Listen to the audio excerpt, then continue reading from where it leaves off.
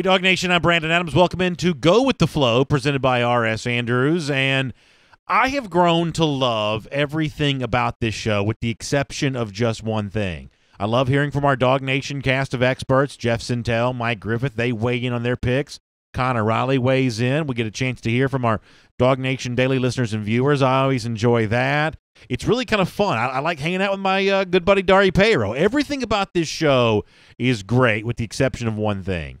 For like the however many weeks in a row now, BA's picks have not been coming in hot. So we're going to try to see if we can get things a little bit better here today. And with that in mind, I'll welcome in Dari Peiro, our friend from R.S. Andrews, here to the program. I mean, Dari, we're going to show the folks in a minute. You've been doing really well. Is there some advice, almost like we're on the golf course together? Is there a swing thought you can give me here? Something to kind of get me back pointing in the right direction? Because as of now, your picks are as hot as they can be. My picks are more, I guess, worthy of the trash can at the moment.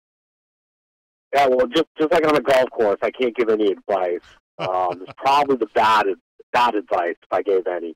I just have kind of been going with my gut and just kind of how I feel things are, and it's kind of been working out. Yeah, maybe I need to do a little bit more of that. Maybe a little bit more going with the gut here. Certainly I've got plenty of gut to go with. So how about you, Connor? You're even doing better than I am right now. You got any advice that you can offer up to me here at the moment? Hold on. You know, I think the big thing, you just got to grind out wins. You got to grind out weeks. You know, I didn't love the board last week. I managed to go 4-4. You just got to find enough wins, sort of piece together a few winning weeks, and then that way you can hit on a big week where you go 6-2 and you get from 10 games under 500 to 4 games under 500.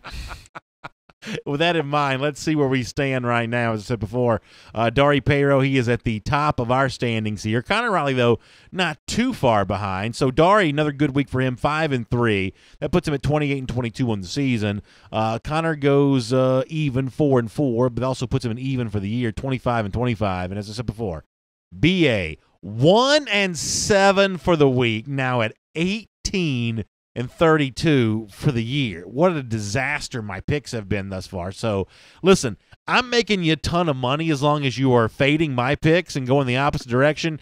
You're in pretty good shape here, but let's see if things change here today. Of course, for those of you who've never seen our show before, here's the way that it works. We call it Go With The Flow, presented by R.S. Andrews. And the reason why it's called Go With The Flow is we like to establish a bit of a flow.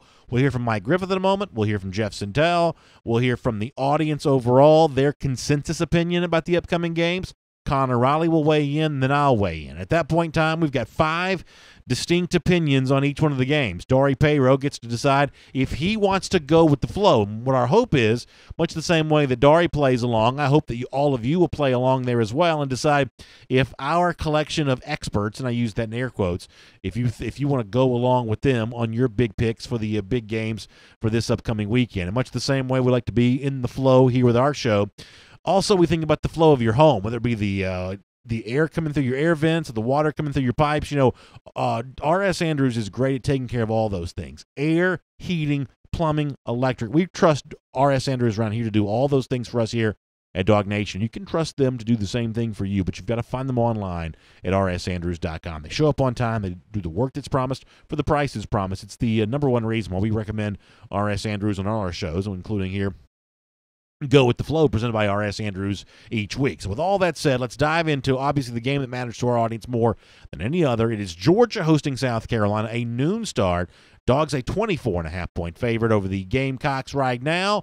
Mike Griffith, as you do each week, will let you have the floor to kick things off. Well, it's the old Georgia teammates matching up on the field this week, and if you think that Kirby Smart's going to take it easy on Will Muschamp, you're only partly right. I got Georgia winning this game 41-13, and it could. So Mike going the direction of UGA there with his pick minus the 24.5. How about our other scribe, Jeff Sintel, DawgNation recruiting insider? What say you, Jeff? 24.5 points. Wow. That's right at kind of where I think the expectation for this game will be. I do like Georgia. I do like laying the 24.5. I think they get it done, and they go be. So Jeff on the side of UGA there as well. We'll check in with the DawgNation daily listeners and viewers, and I'm pretty sure I know the direction they're moving in here. Probably feeling pretty good about the Dogs after a cover last week against Tennessee. Yeah, 87% taking Georgia here minus the 24.5. So thus far, we have a little bit of a clean sweep. Jeff, Mike, the DawgNation daily listeners and viewers, Connor Riley, do you want to keep that going? I do. I think Georgia's going to want to, keep airing it out, show a little bit more of the offense, specifically in the passing game. We saw that at times last week with Jake Fromm. I think also South Carolina is going to struggle to run the ball here, and that's going to keep the Georgia offense on the field, give them more opportunities. Ryan Hilinski playing on the road. I believe this is, that Alabama game was at home for him. I think that's going to make things a little difficult for him here. I think Georgia gets another defensive touchdown. Give me Georgia here on the points. So Connor Riley taking Georgia. So we're all on Georgia thus far, and I'm actually going to go the other direction on this here for a moment. I'll try to explain why. First of all, South Carolina has not been very good against Georgia overall, just 2-4 against the spread in its last 6 versus the Dogs. Some of that stretches beyond Kirby Smart, though, and probably beyond Will Muschamp, too. However, one thing the Gamecocks have been pretty good at, though, is they've been good against the spread recently. Had a game at Missouri recently where they did not cover, but other than that, they're 8-2 overall in their last 10 against the spread, and 4-1 against, I should say they're 8-2 in their last 10 road games against the spread. That's a key factor there. 8-2 in their last 10 road games against the spread, and 4-1 in their last 5 SEC games against the spread. So they've done pretty well here. You couple that with Muschamp getting a chance to play against Georgia, a little bit of an early start. I don't think this game's close enough to be threatened for Georgia, but 24.5 final margin of victory one way or another, a little closer than that. I guess I will take that. Now, this also may be a bit of an emotional hedge for someone who needs a win in gambling. Maybe I'll put them against my team on the field and say one way or another, I'll feel pretty good on Saturday, either getting the pick right or seeing Georgia dominate. But I'm going to actually go against the flow myself here and take the Gamecocks plus the 24.5. So, Dari, the consensus, though, belongs to UGA. Do you want to go with that flow? I'm going to go with the flow. I like Georgia. South Carolina's dead last in the SEC in time of possession. They're awful on third down conversions. And they're a one-dimensional team. They can't throw the ball downfield. They can't stretch it. Georgia defense is going to thrive on that. The offense for Georgia is going to be efficient. I like Georgia's cover. So let me follow up on this, Dari, because you were on this last week, and you were very, very intense with your pick of Georgia. And it turned out you're right. Dogs do cover the spread against Tennessee. The number goes over there as well. This is after going against Georgia a little bit the weeks prior to that, and in some cases winning your pick by taking Georgia, or I should say taking Georgia's opponent plus the points. So what has changed for you with Georgia, or is this simply a bet against South Carolina right now? I mean, I just like the matchup, in this game. And like I said, I still think South Carolina brings much to the table on either side of the ball. We shall see how it plays out on Saturday, noon start there. Let me go to Georgia's opponent from last week now, getting a chance to be back in Neyland Stadium once again, this time hosting the other Bulldogs of the SEC, Mississippi State, and doing so as a 6.5-point underdog. Wow, how things have changed there to see Mississippi State on the road giving touchdown here to the Tennessee Vols. What happens in this game, though? Once again, let's hear from Mike Griffith. Mississippi State's at Tennessee. Tennessee was pretty excited with a 43-14 loss. They think they found their quarterback of the future. Here's the problem with this. Bob Shoop orchestrated the #1 defense in the nation at Mississippi State last year. And while a lot of those players are gone, he's not. Mississippi State is going to go into Neyland Stadium and beat the Vols 27-24. Of course, another heartbreaking loss for the Big Orange. So Mike takes the Tennessee Vols. Jeff Sintel, do you agree? I like Tennessee in a avoid the buyout for Jeremy Pruitt. Avoid really complications for Tennessee seasons with his 6.5. I think Tennessee scratches out and makes this a really close one-score, 3-point game, so I like Tennessee. So far, a clean sweep. Everybody taking Tennessee. My guess is DawgNation Daily listeners and viewers, just knowing a bit more about Tennessee, certainly than you would think, maybe more so than Mississippi State. I'm guessing they're on the Tennessee side of things here, although the Vols also a rival as well. And it's actually against the rival that our audience wants to go. 57% taking Mississippi State plus the 6.5 against Tennessee. I should say minus 6.5 here against Tennessee. So pretty interesting there on that. Connor Riley, are you on the side of the audience that takes the Bulldogs or on the side of our two riders that have taken the Tennessee Vols? Mississippi State's coming off a bye week. I think that gave them some time to fix some things here. But Tennessee needs this game bad because if they're 1-6 because they play Alabama next week, they're going to be in a world of hurt. Pruitt's going to be answering a lot of questions about, can he stay and keep this job.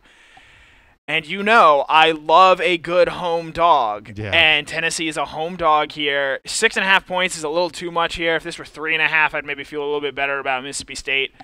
Give me the Vols here, and you hope that Pruitt, the guys come out and play hard for Pruitt, because after this, they're not beating Bama next week, and things could get really ugly for Tennessee. I am a contrarian by nature, and for me, this is a little bit of a contrarian play in a weird way, because I feel like Tennessee probably got more credit for a blowout loss than I'm used to seeing teams get. There's actually a little bit of compliments being tossed the Vols' way here, and some of this has to do with the way that Maurer played, especially in the first half, so you understand where that's coming from a little bit. When you look at the numbers, it's not great for Mississippi State, although some of these don't matter all that much. They are 2-4 in their last 6 games against the spread. That does matter.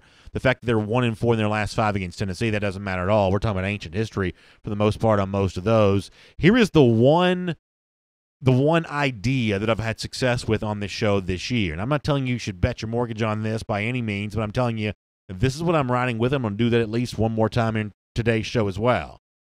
The SEC West right now is better than the SEC East. That's not what I thought was going to be true at the beginning of the season, but that has turned out to be true pretty significantly during the season here. And in moments where you've seen a bad West team take on a bad East team, the bad West team has had success. I know it's a pretty big number for Mississippi State on the road right now, but I think that's reflective of the state of these two teams. I think a lot of people assume now that Tennessee's kind of gotten through Florida, gotten through Georgia, it may shake it off here for a little bit and play better ahead of the game coming up against Alabama.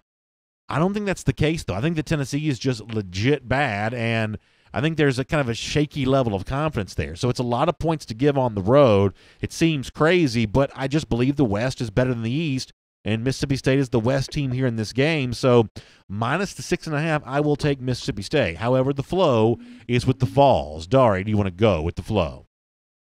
I do not. Nice. I like Mississippi State to cover on the road, and they're coming off the bye. I think they get it done. This is also kind of a fun teaser game too, right, Dari? If you can tease this thing down to a half point or something like that, and that's actually a pretty good little teaser opportunity if you can find another game you want to pair this with. Is that probably correct? Sure. Yeah, why not? I like the idea of doing that for sure. Also, Connor, how much better do I feel about myself now? Laying a good number of points on the road, feeling like that may be a little bit of a square play, but I got the lead dog in our game here, Dari Payro, joining me on that. I got to say, I feel pretty good not to be on an island with Mississippi State here, and I'm not even exaggerating. Dari, I don't know. I think you might want to change this pick now that BA's in on it. To quote Luke Skywalker in The Return of the Jedi, I'm endangering the mission, unfortunately, Dari, so you may be in some trouble on that, but we'll see how it goes. How about another Maroon SEC team, Texas A&M, also a bit of a big home underdog, although even much bigger than the Vols here. 17 points they're catching with Alabama coming in. Let me go back to Mike Griffith again. Mike, weigh in on the Tide and the Aggies. Alabama goes to Texas A&M. Jimbo Fisher against Nick Saban. A lot of money in this game. Two pretty rich clients of Jimmy Sexton. I'm sure that Jimmy will be there. Jimmy Sexton was actually at the Tennessee-Georgia game as well. I'm going to take Alabama to win this game. It's going to be a lot closer than people think, though. That Alabama defense has been susceptible. I've been voting them number one. I'm starting to second-guess myself just hearing myself talk now. And more people are going to second-guess that as well. Alabama wins 31-28, falls from number one in the rankings. John knows Mike had to kind of think about that one for a little bit before he got there, but eventually he does wind his way towards taking Texas A&M plus the points with Alabama rolling in there. Maybe a little bit of a surprising pick from Mr. Griffith. How about Jeff Sintel? What about you? 17-point underdog. I like Alabama to cover that spread. So Jeff Sintel, pretty short, sweet, and to the point. He takes the Alabama Crimson Tide. DawgNation Daily listeners and viewers, they're weighing in on this 65% taking Alabama here in this game. So we got 2-1 favoring the Tide for right now. Connor, I think I have a feeling I know where you're going on this game, but go ahead and give us your pick and your explanation for it. My record here picking Alabama as a big favorite is sneaky terrible. I think I'm 1-3 in doing so. And I'm going to do it again because, I should have been on the right side with South Carolina and I should have been on the right side with Ole Miss, but unfortunately that's not how gambling works. Mm-hmm. I've been very suspect of this Texas A&M team. I think the Auburn loss looked bad at the time and kind of looks worse now. And A&M can't run the ball. And if you can't do that, I don't know how you're going to try and stick around and hang with this Alabama team. Tua's going to throw it all over the yard. Give me Alabama and the 17 points here. Yeah, it's kind of funny. I don't have the exact numbers in front of me, but these are actually fairly easy to look up if you kind of know where to go on the internet. So Alabama has been weirdly not always great as like a 30-plus point favorite, and sometimes kind of shaky as a narrow favorite. Almost anyone's going to struggle, to overwhelm sort of low single-digit point spreads over time. But when Alabama's been favored in kind of this zone, this is almost the Alabama zone, around 2 touchdowns, a little less than 3 touchdowns. These are the games they typically dominate, even on the road. Now, overall, Alabama hasn't been great against anybody against the spread all that much lately, just 2-6 in their last 8 against the spread. But here's the thing, Dari, I don't even have to give you numbers to back this up because I know you've seen this with your own eyes. Texas A&M is just not good in these big home games. Lost to Auburn a little earlier in the year. This was the hallmark of the Kevin Sumlin regime. You fill the stadium. You got 100-something thousand people in there. Everybody's making noise. It's one of the coolest-looking venues in college football when it's really rocking and rolling. But the Aggies get like no juice from it whatsoever. So I don't trust them being at home here today. It sounds like a home field advantage. It looks like a home field advantage, but the results don't bear it out. It's a lot of points to give on the road. If it was not for the fact that it was one of the big SEC games, it's certainly not one of the games I'd be looking to bet necessarily. But for the fun of picking it, I think Alabama has to be the right side here. I'm going to take the Crimson Tide. And that does put the flow on the side of Alabama. Do you want to go with the flow? Well, you know my rule. That's right. So, yes, I'm going to go with the flow. I'll take Bama. On the course of the year, that's probably going to be a 70% cover. So I'll roll with the Tide again this week. Yeah, and for those, we obviously have new viewers that tune in and check us out for the first time each and every week. This is a very complicated formula you have when it comes to Alabama games. Dari, would you mind reminding folks about the very intense, labored, theory you've adopted when it comes to Alabama games? Yes, a lot of thought goes into it. I don't bet against Bama under the Nick Saban era. I'll take them to cover, and I'll just roll with them throughout the year and those percentages. It is a pretty good point that over the course of time it has a way of kind of working itself out. That's really good stuff, and it's one of the reasons why we love having Dari Payro here on Go With The Flow, presented by R.S. Andrews. Dari and the team over there, they like talking college football. They like hanging out and having a good time, and they love these kinds of shows where you all get to do the same thing, and it's one of the reasons why when it comes to an issue you might be facing in your house, you still get the air conditioning working. I know that we still do at our house, or you maybe don't have enough hot water flowing through your pipes into your water heater, into your shower, any kind of issue like that. You just want to feel like you can trust the person that you're doing business with, the people that you're inviting into your house, and obviously when you hear Dari each and every week, you know that those are the kinds of folks that he's hiring there for R.S. Andrews there as well. So check them out online at rsandrews.com, and I think you'll be really glad you did for whatever air, heating, plumbing, electric needs you might have. And by the way, speaking of that, Dari, there's a little bit of a briskness in the air today. That means these furnaces, for some people, are going to be getting cranked up pretty soon. I got a very cold-natured family. My wife, she's cold all the time. Both my kids are cold all the time. If people are like me and you got a family that's as cold as mine is, or cold-natured as mine is, once the weather gets really cold and the heat needs to come on, if it doesn't work, there are going to be some problems, right? That's right. But that's what we're here for. We'll be able to help you out with that. That's good news there, rsandrews.com, for a little bit more on that. Pretty interesting game for a team that suddenly kind of feels a little bit hot. That's Ole Miss, traveling to Missouri, a team that dealt with a devastating injury this week to one of its top linebackers, but the Tigers are an 11.5-point favorite against Ole Miss. Let's go back to Mike Griffith again. Mike, tell us what you got on this one. Ole Miss has been somewhat impressive lately, but I don't think they're impressive enough to get a win at Missouri. Derek Dooley and the Tigers pull this one out, 27-21 overtime. So Mike getting all dressed up for us and also taking Ole Miss, plus the points there in Como. Jeff Sintel, do you agree? 11.5-point favorite. I like Missouri, but I don't like Missouri 11.5 points over what I think Ole Miss has got something cooking with Rich Rod and John Rice Plumlee. I like those points with Ole Miss if you give me those. So Jeff takes Ole Miss as well, and I will say, actually, I'll save mine for my own pick. I'm not going to editorialize now. I've got my own time coming up here in a moment. But both of our writers take Ole Miss. DawgNation daily listeners and viewers, 62% siding on the SEC East side of things here with the Missouri Tigers. So we're at 2-1 Ole Miss and Missouri. Connor, I don't mind telling you, I think that Ole Miss is the squarest dog in the world on Saturday, and I'm someone who leapt on Ole Miss last week and laughed my way to the bank. It's the only game I won all week last week. I laughed all the way to the bank with Ole Miss last week. But they are the squarest dog in the world on the road this week. So I love John Rice Plumlee.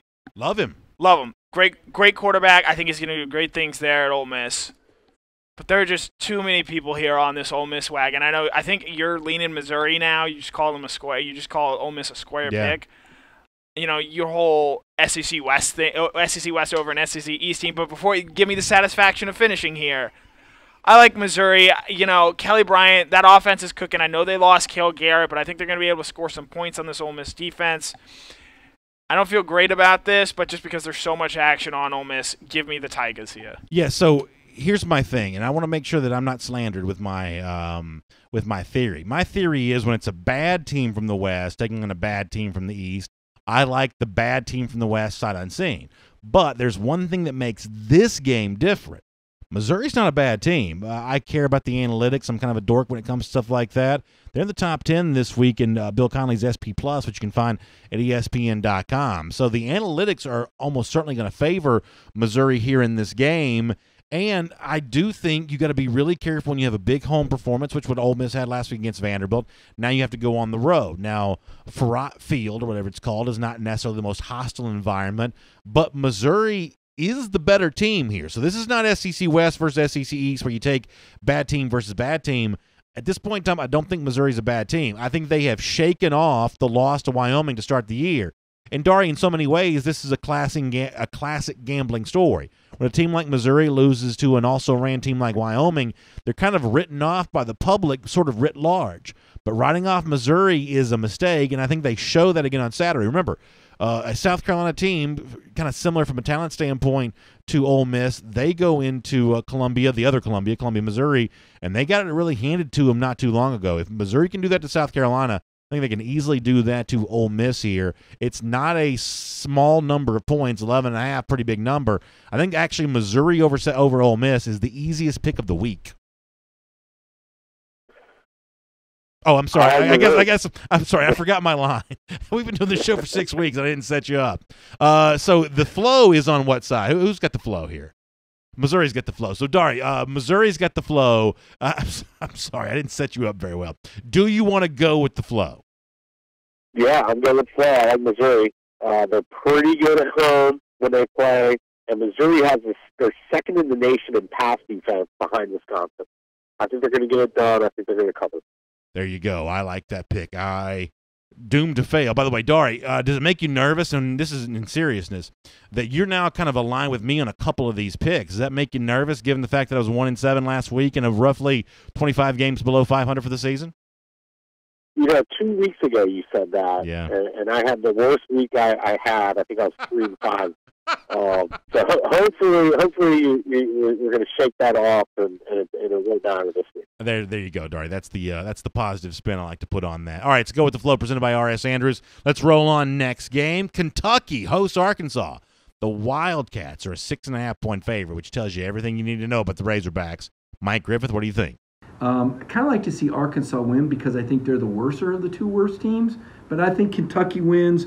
Eddie Gran, that offensive coordinator that Kentucky fans are just convinced Georgia wanted. He'll put 27 points on Arkansas. They beat the Hogs. Boy, when Mike's got the sport coat rocking and rolling like that, I just keep feeling like he's going to say, what's it going to take to get you to drive off in a set of these brand new white wall tires? I mean, like that is a business professional look right there for Mr. Griffith. You'd love to see that. He also takes the dog, Arkansas, plus the 6.5. Jeff Sintel, do you want to go the other direction? Kentucky hosting Arkansas. Man, a lot of great games this weekend in college football. This is not one of them, especially in the Southeastern Conference.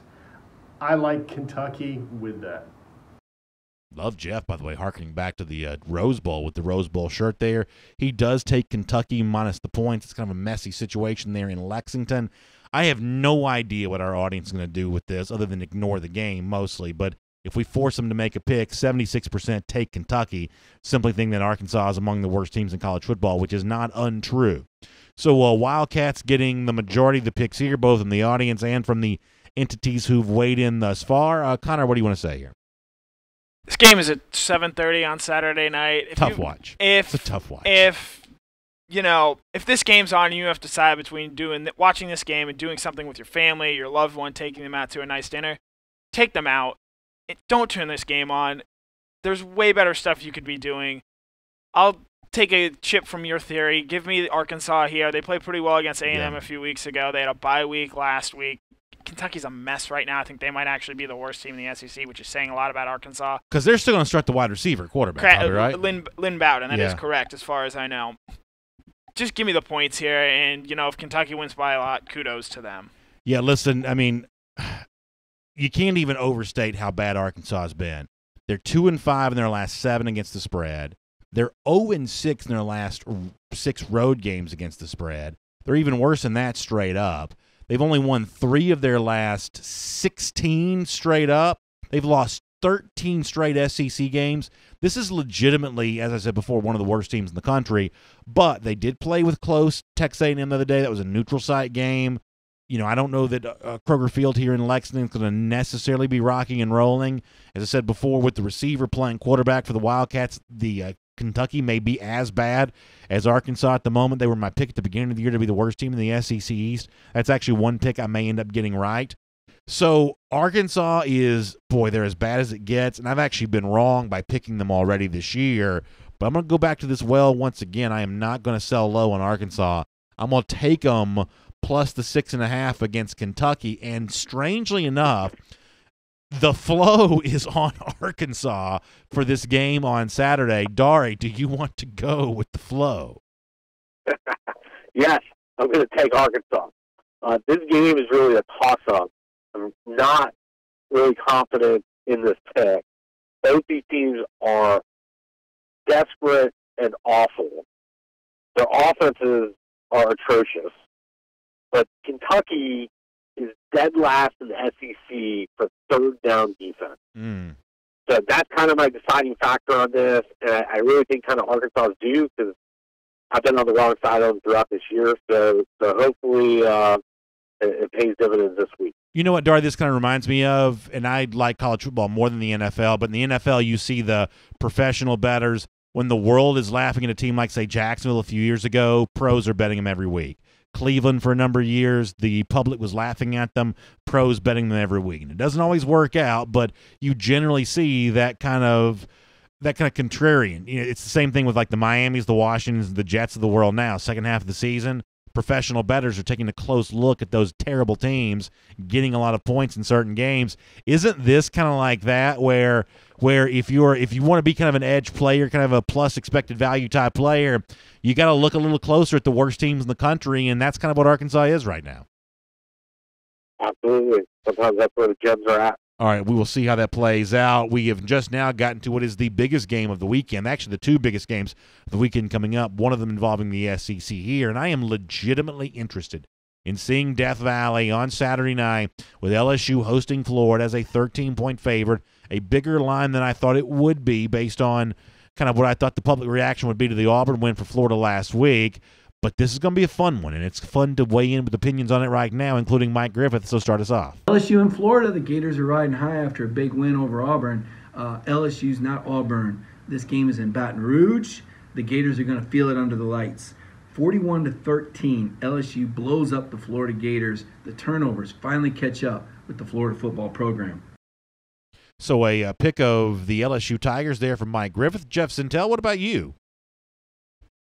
You know what? This is one of those times where I think Vegas has it exactly right. I see a 27-13-point game. I like LSU, but I like it inside that number. If you give me those points for Florida, I want to take the Gators. Connor, am I right to say this, Connor, that it felt like for a number of weeks that Mike and Jeff are pretty much picking the same picks almost every week, and the last couple of weeks they've been at loggerheads with each other on virtually every one of their selections. Yeah, I wonder if Jeff has maybe gotten a whiff of what Mike might be doing and starting to fade Mike. Fading Mike. Yeah. I like that. Smart play. Yeah, not a bad idea. That's pretty interesting. Pretty good idea. So, Jeff, you heard him take the Gators. DawgNation Daily listeners and viewers, y'all better not have taken Florida in this one. Certainly if you've learned from me, yeah, there you go. 69% of the audience taking LSU. That's a nice pick there from the audience. You gotta like that. Connor, what do you think? Well, this line doesn't pass the smell test. This game feels like it should have been closer. Florida won this game straight up a year ago. I know, the numbers against teams playing back-to-back ranked teams isn't great, Yeah. But I felt like this number is suspiciously higher than it should have been. I thought this should have been around 7 or 8, maybe 9 if you're feeling generous. The fact that this is a 13 says something to me, and because of that, give me LSU. If I think the Tigers are going to jump out early. Yeah. And I don't know if this Florida team can play from behind. They've turned the ball over a lot, and eventually that catches up with you. And if you remember last year, an SEC East team went into LSU, and LSU just steamrolled them in the second half. That was Georgia last year. I think you might see something similar here with LSU and Florida.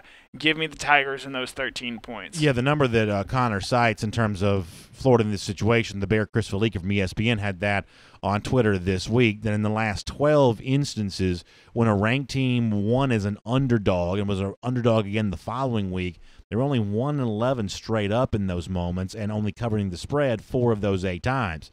I think what that speaks to is something that I'm a big believer in, and as much as my picks are wrong frequently, here's a trend that I'm not wrong about very much, that it's hard to play well 2 weeks in a row, and it's almost impossible to play well 3 weeks in a row. But in this case, you're asking a lot from Florida to give emotionally everything that had to be given to win that game in their own stadium last week with the crowd behind you, and you now go into what may be the toughest venue in the entire SEC, Death Valley and Baton Rouge. That's why the gambling public is as heavy on LSU as they are in this game. The other thing to remember is that while Florida has been overall pretty good against the spread recently, 6-2 and won its last 9 against SEC competition, don't get fooled by the recency bias of seeing what happened last week against Auburn. According to OddsShark, Florida just 2-4 in its last 6 SEC games against the spread. So this is a team that's been scuffling a little bit when the opponent on the other side has similar talent. For everything you want to say about Dan Mullen as some sort of underdog whisperer, maybe not exactly coming true there on that. I just think LSU is the better team. I am sort of on guard with the Florida implosion. Admittedly, I thought it would come last week, and it didn't. I'm doubling down on that, though, at least figuratively, for this week against LSU. I don't think this is a good spot for Florida. I love the Tigers here in this game against the Gators, and that puts the flow on the side of LSU. Dari, do you want to go with the flow? I'm not. Okay. This is a tricky game. Being at LSU, coming off the big win, emotional win they had. You have LSU's number 1 offense in the country, going against top 5 defense in the country. Florida defense leads the nation in takeaways. They got at least 3 or more takeaways in each of their last 4 games. Usually, whenever there's like such a good defense and they're getting 13 points, I just lean towards taking those points in the defense, and that's kind of what I'm doing here. I think LSU is going to win this game. I think it's going to be eerily close to this point spread. One of those ones that you scratch your heads. You're like, yeah, Vegas is always pretty on point with this number. That's what I think this game plays out. All right, so you're on the side of the Florida Gators here, and it's worth pointing out that you also like Florida last week against Auburn when certainly I went against you, and some of our other pickers kind of went against you as well. So this is you on Florida now for a couple of weeks, having been right about the Gators last week. So that's some important context to be able to provide on this. And while we're on the subject of kind of big games of the weekend, let me also transition now to the State Fair in Dallas, Oklahoma, Texas, the Red River. I call it shootout. They call it, I guess, showdown now. It's a fun game no matter what the name of the rivalry is. Texas is a 10.5-point underdog against the Oklahoma Sooners, and we know how Tom Herman typically performs as an underdog. Mike Griffith, why don't you start us off on this one? Go ahead. I'm taking Texas because they've got the better coach. Yes, I said it. I know everybody thinks that Lincoln Riley sailed the moon. I like Tom Herman. I like the Texas grit, and I like the Longhorns with the outright upset, 28-27. So disparaging by Mike Griffith to my next coach, the Atlanta Falcons, Lincoln Riley. Mike says he thinks that Herman's the better coach. I don't think Herman's a bad coach, but you can't be talking badly about the next coach of the Falcons, Lincoln Riley, like that, or at least who I hope is the next coach of the Falcons. But Herman does take, I should say Mike does take Herman and the Longhorns plus the 10.5. Jeff Sintel, how about you? What do you think? I like Oklahoma, and I can give those points to Texas. I think they will cover that 10.5 points.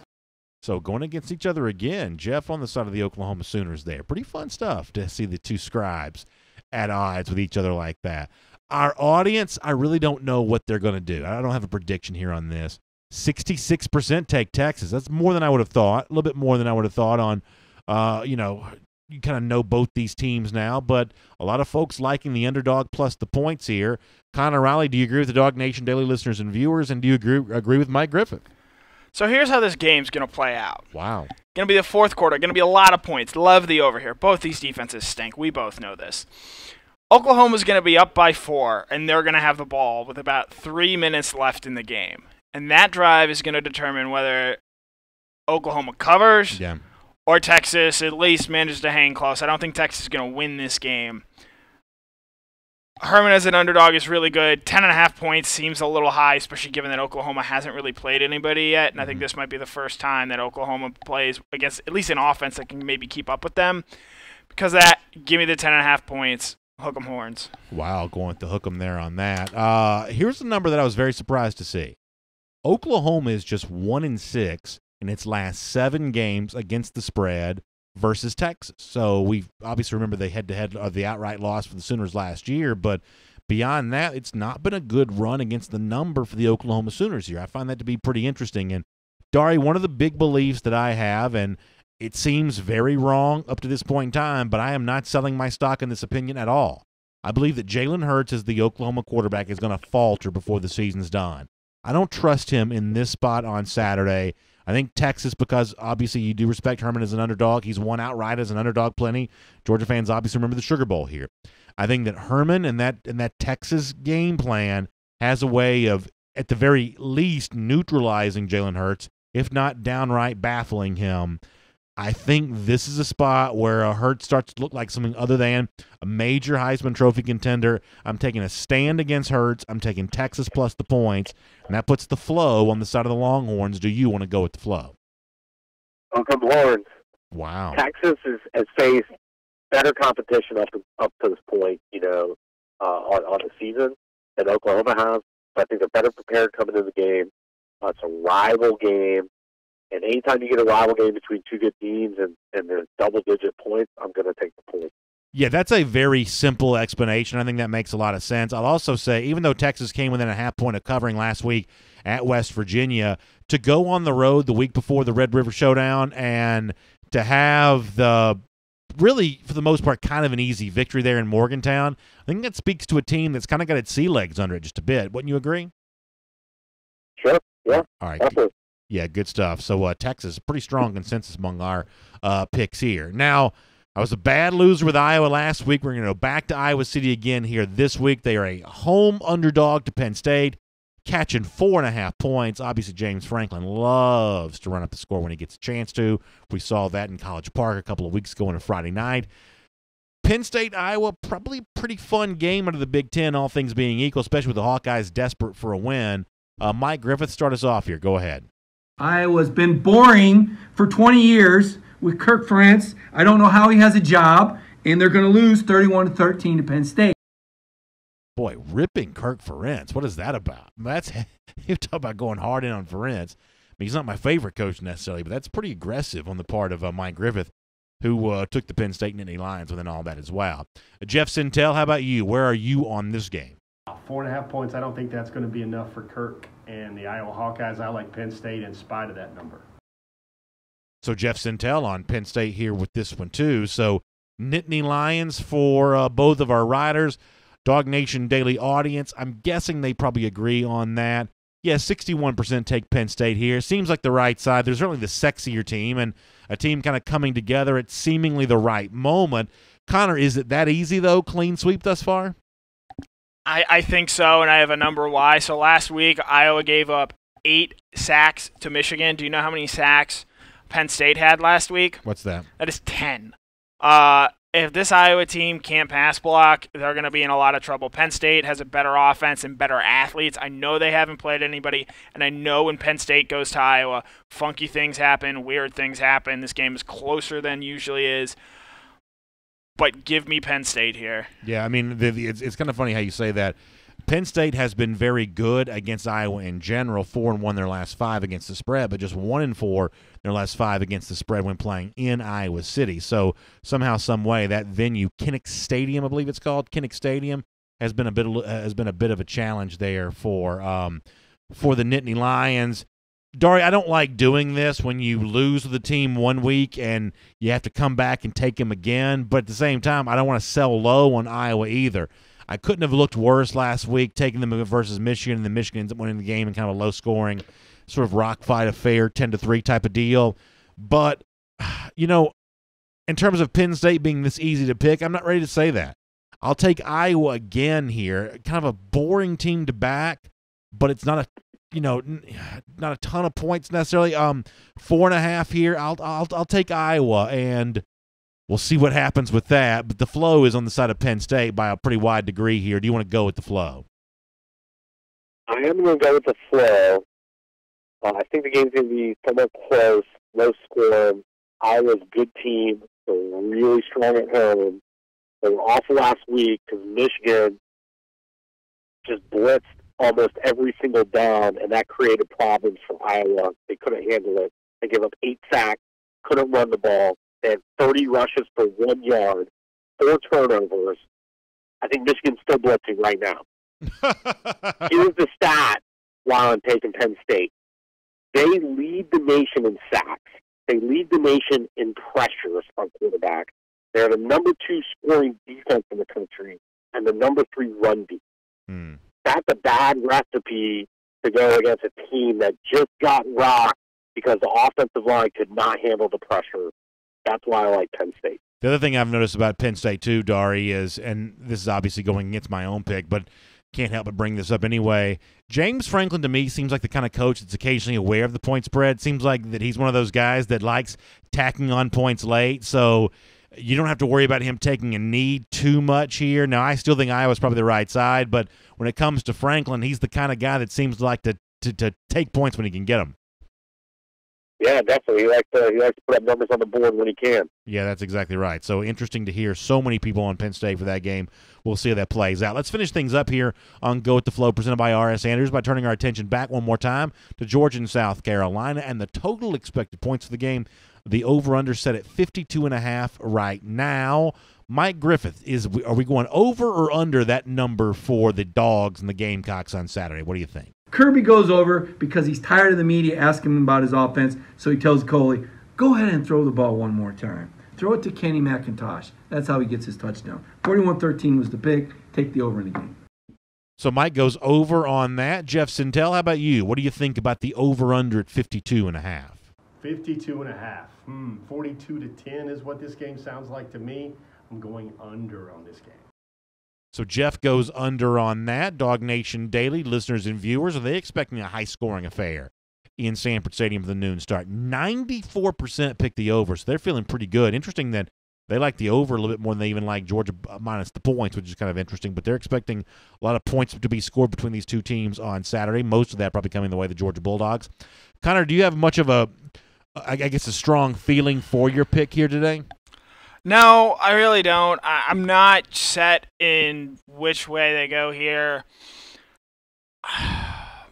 Coming into this, I really wanted to pick the over here, but I think thinking on it, Helinski on the road, true freshman in a real hostile. I know it's a noon kickoff, but I think Georgia fans will show out and it'll be a hostile environment. Give me the under here, and I don't feel great about it. It might be a situation last week where their score I need for Georgia to cover ends up being the score that pushes this game over. Because, as I said before, when you're talking about being, almost a 4-touchdown favorite, to me, big favorites are coupled with unders. I should say big favorites are coupled with overs, and underdogs covering usually coupled with the under because you need a low-scoring game for a bad team to stay underneath that. So it's kind of interesting, as Connor said, both those things kind of came through after the Eric Stokes big hit on Maurer last week in the scoop and score by Tay Crowder. Here's the thing, and I can only explain this by editorializing. Kirby Smart talked a lot this week about his desire to be more explosive with the offense. He wants to see that, he says. I'm not quite so sure I take him at his word just yet. I hope that's true. I hope Georgia's looking to dial up as many points as they can in every single game here to come. However, we also saw something else on Saturday, which was the reemergence of Brian Harry and the reemergence of Zamir White. I think the idea of that three-headed monster at running back for Georgia to go along with DeAndre Swift, who we know is kind of the given here, I think that Georgia, knowing it's got that in its back pocket right now, is just going to be too tempted to use it, which to me means less explosive offense overall, an easy win, but once again, one of these deals where maybe the scoreboard's not being lit up all over the place. Certainly I don't expect a lot of points from South Carolina, even though Helinski will probably move it some, because I do think he's legitimately a pretty good quarterback. But overall, this for me is more of a stand against just the belief that Kirby Smart really is ready to kind of completely take the reins off this Georgia offense right now. I liked Georgia. I should say I took the underdog here plus the points a little earlier. That for me means also taking the under as well. It's not a strong feeling. It's just a little bit more skepticism on the part of what Georgia's going to do in terms of its offense. But the flow, I believe, is still with the over. So, Dari, do you want to go with the flow? I'm going with the flow. Yeah. I like the over. I like Georgia to barely cover the over. I think it's going to be a typical Georgia football game, very methodical. The next thing you know, we're racking up the yards and start racking up points. Boy, it's going to be a fun thing to watch play out. Can't wait for this Saturday. Dari, I really appreciate your insight into what you bring to the table here. But, of course, Dari's real area of expertise, like everybody else that works at R.S. Andrews there as well, those issues facing your home when it comes to your air, your heating, your plumbing, your electric systems, all that kind of stuff that's kind of behind the walls that we don't really know that much about, but when they certainly go on the brink, you want to get them fixed, and that's what R.S. Andrews is able to do for you. You can go to rsandrews.com and find out more about them, but the one thing I can tell you is they show up on time, they do the work that's promised for the price that's promised. They have that kind of respect for your time and for your money, and they want to cultivate a great relationship. Story after story, they've been delivering smiles, and they can deliver a smile for you as well, but you got to check them out online at rsandrews.com. Dari, I look forward to speaking to you again next week, and best of luck with your picks. Yeah, definitely. Always fun, and go Dogs. The good stuff there, Dari. And, of course, to everyone else who plays along with us each week here as a part of Go With The Flow, whether you are on my side or someone else's, I hope your picks turn out for you very well. Also, we will see you again next week at the same time for Go With The Flow, presented by R.S. Andrews. Y'all enjoy the games this weekend, everybody.